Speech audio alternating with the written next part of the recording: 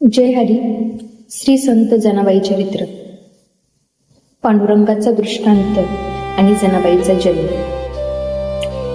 गोदावरीच्या काठावर असलेल्या मराठवाड्यातील परभणी या जिल्ह्यात गंगाखेड नावाचे गाव आहे. गोदावरी नदीसारख्या पवित्र नदीचे पाणी त्या जमिनीवरून वाहत असल्यामुळे तेथील जमीनही पावन झाली आहे.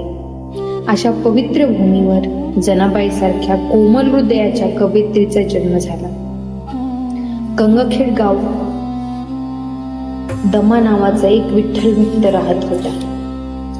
त्याची पत्नी करुण ह्याही त्यांच्याप्रमाणे विठ्ठलाच्या भक्त होत्या. दमा यांची पत्नी मोठी प्रतिव्रता होती. प्रत्येक वारीला दमा पांडुरंगाला जात असे. बरीच वर्ष हा क्रम चालू होता. त्या दोघांच्या सुखी संसारात फक्त एकच दुःख होते, ते म्हणजे लग्नाला बरेच वर्ष होऊनही त्यांना संतती सुख लाभले नव्हते. असे असतानाही त्या दोघांची परमेश्वरावरची श्रद्धा कमी झाली नाही. आपल्या आयुष्यात घडणाऱ्या सर्व घटना ह्या ईश्वरी कृपेमुळेच घडतात असा दमाचा विश्वास होता. त्यामुळे त्याने कधीही आपल्याला संतती व्हावी म्हणून परमेश्वराकडे प्रार्थना केली नाही. आपल्याला संतती सुख न मिळण्यास विठ्ठलाचीच काहीतरी इच्छा असावी असे त्याला वाटत होते.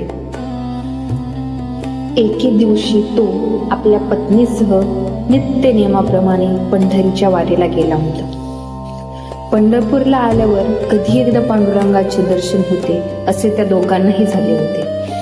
मंदिराच्या प्रत्येक पायरीवर उभे राहून मंदिराला हात जोडून नमस्कार करीत करीत ते मंदिराकडे चालत होते.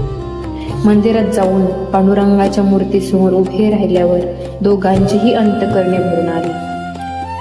पांडुरंगाच्या मूर्तीकडे पाहिल्यावर दमाला वाटले, पांडुरंग तर सर्व जाणतो, आपल्या मनातील दुःखही तो जाणतो, पण जोपर्यंत आपण त्याची प्रार्थना करत नाही, मनोभावी त्याची भक्ती करत नाही, तोपर्यंत तो आपल्या दुःखाचे निरसन कसे करणार?